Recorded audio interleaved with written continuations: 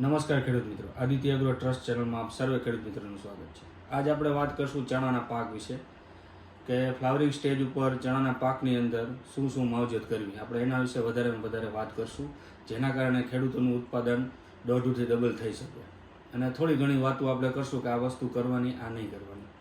તો એ પહેલાં તમને કહી દઉં કે આવા જ વિડીયો મારા તમારે જોવા હોય તો વધુને વધુ વિડીયોને શેર કરો અને વધુ ફાર્મર સુધી પહોંચાડો, લાઇક કરો અને સબસ્ક્રાઈબ કરી દો, જેથી કરીને બીજા ફાર્મર સુધી પણ આવી સારી માહિતી જાય। તો આપણે વાત કરવી કે ભાઈ ફ્લાવરિંગ સ્ટેજ જ્યારે ચણાનું હોય, એટલે ફ્લાવરિંગ સ્ટેજ એટલે અંદાજિત તમે ગણી લો તો 50 દિવસનો સમયગાળો કે જ્યારે ફૂલ ફ્લાવરિંગ આવવાનો સમયગાળો હોય છે। તો આ સમયગાળાની અંદર કરવું શું આપણે? તો શરૂઆતમાં કહી દઉં કે ઘણા બધા ખેડૂત મિત્રો બહુ મોટી ભૂલ કરતા હોય કે જ્યારે ફૂલ ફાલ આવે ને એ સમયે પિયત આપે છે।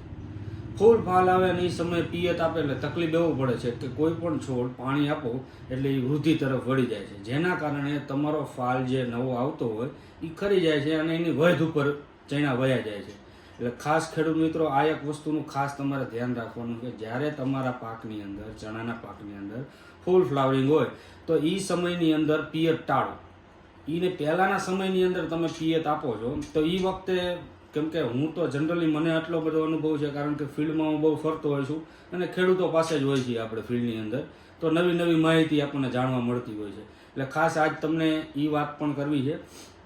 તો ખાસ કેમ કે ઘણા બધા ખેડૂતો મને એમ કહેતા હતા સાહેબ ફાલ આવ્યો ને એટલે પાણી જોઈશે ને કે તાણ પડશે। તાણ ન પડે, ચણાના પાકને જેટલું તાણે પાઈશો ને એટલું જ ફ્લાવરિંગ વધારે આપશે। તો હવે આપણે વાત કરી શરૂઆતથી, પછી શરૂઆતના સ્ટેજની અંદર આપણે જ્યારે ચણાને નાના હોય જે તે સમયે અથવા ઉગી ગયા પછીનું જે પાણી આપો છો એ સમયે તમે ઉરિયા એટલે કે નાઇટ્રોજન તમે આપી શકો છો। એ પછીના ગાળાની અંદર તમારે નાઇટ્રોજન આપવાનું નથી, કારણ કે નાઇટ્રોજન એવી વસ્તુ છે કે જેથી છોડનો વિકાસ અને વૃદ્ધિ વધે, અને વિકાસ વૃદ્ધિ વધવાના કારણે તમારા ફ્લાવરિંગ જે આવવાનું હોય એટલું આવે નહીં। એટલે શરૂઆતમાં ઉરિયા દેવાનું, ઉરિયા દેવામાં કોઈ વાંધો નથી, કદાચ એકરે એક ગોણ ઉરિયા દેવું હોય તોય વાંધો નથી તમારે, બરાબર। એ સમયગાળાની અંદર તમે ઝીંક પણ આપી શકો છો, ટેકનોજેટ જેની અંદર ઝીંક સલ્ફર 2 મિક્સ આવે છે એ પણ તમે આપી શકો છો। આ તો આપણે ખાતરની વાત કરી કે ભાઈ ઉગ્યા પછીનું પહેલું પાણી આપો ત્યારે શું કરવાની પ્રક્રિયા, બરાબર। તો ખાસ ધ્યાન રાખજો ખેડૂત મિત્રો, ઉરિયા આપવાનું છે પણ શરૂઆતમાં, ફાલ આવી સમયે ઉરિયા તમારે આપવાનું નથી, બરાબર।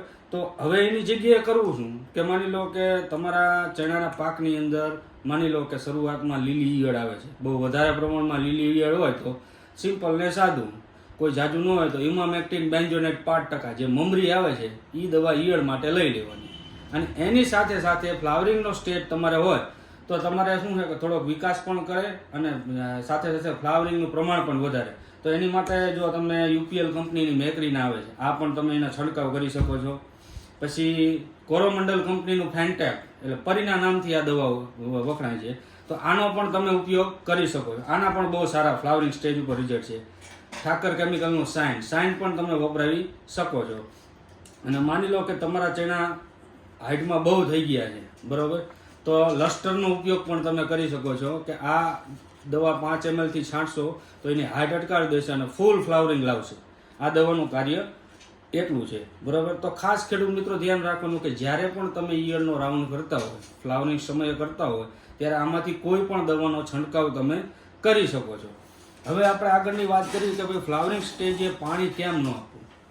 તો મેં જેમ વાત કરી એમ કે ફ્લાવરિંગ સ્ટેજે પાણી આપવાના કારણે તમારા છોડની વૃદ્ધિ વધે છે, ફાલ વધતો નથી। એટલે ખાસ ફરીથી કહું છું તમને કે જ્યારે ફૂલ ફ્લાવરિંગમાં હોય છોડ ત્યારે એ વખતે પાણી ટાળજો અને તાણે પાવાનું, એને ચણાને કન્ટિન્યુ પાવાની જરૂરિયાત નથી, એને ફૂલ તાણ પડે ને પછી પાજો। અને ફ્લાવરિંગ હોય ત્યારે તો ખાસ ધ્યાન રાખજો કે એ સમયની અંદર તમે ના આપતા। હવે ઘણા બધા ખેડૂત મિત્ર એમ કહે છે કે સાહેબ આપણે ઓગણી છાંટવું હોય તો ફાલ આવે, ત્યારે છટાય ખરા પણ નાઇટ્રોજન 19% જેની અંદર આવે છે, એટલે નાઇટ્રોજન વાળી વસ્તુ નહીં છાંટવાની। એની જગ્યાએ તમારે છાંટવું હોય તો 05234, સૌથી બેસ્ટમાં બેસ્ટ રિઝલ્ટ તમારે 05234નું આવશે। જ્યારે તમારે 50 દિવસ કે 60 દિવસના ચણા થઈ ગયા હોય ને ફૂલ ફ્લાવરિંગમાં હોય એ સમયગાળાની અંદર તમારે 05234નો પર પંપે 100 ગ્રામ નાખીને સ્પ્રે કરાવી દેવાનો। અને એની ભેગું કદાચ તમારે સારું રિઝલ્ટ જોતું હોય, ઘણી વખત આપણે જાવીએ ને તો ખેડૂતના ખેતરે ગયા હોય તો એવી વાત થાય કે સાહેબ પોપટા તો બેહી ગયા પણ અંદર દાણો નથી, તો ઘણી વખત આવો પણ પ્રશ્ન આવે, પણ તો આ પ્રશ્નનો તમારે હલ કરવો હોય તો 05234 ની સાથે તમારે જે બોરોન આવે છે 20% બોરોન, એ પણ તમે આપી શકો છો. 20 થી 25 ગ્રામ પર પંપના માપથી તમે સારી કંપનીનું બોરોન આપી શકો છો. તો ખાસ ખેડૂત ભાઈઓને મારે જણાવવાનું કે તમારે તમારા પાકની અંદર ચણાનું ઉત્પાદન વધારવું હોય તો 05234 ની સાથે બોરોન 20 થી 25 ગ્રામ પર પંપની અંદર આપી દેવાનું. આ બે મિશ્રણમાં આપવાનું. હવે ઘણા ખેડૂત મિત્રો એવું પણ પૂછે છે કે આને આપણે ઈયળની દવા આપી તો ના, નહીં આપવાનું. કોઈ પણ ફર્ટિલાઇઝરનો તમે છંટકાવ કરો તો સિંગલ જ છંટકાવ કરો તો એનું રિઝલ્ટ પણ સારું મળશે અને કોઈ પણ જાતની તમને તકલીફ એમાં આવશે નહીં. એટલે ખાસ ખેડૂત મિત્રો આ જણાવવાનું ચણા માટે આટલું જ હતું. હજુ વધારે મારા સારા વિડીયો જોવો હોય તો મારી ચેનલને સબસ્ક્રાઈબ કરજો. નમસ્કાર.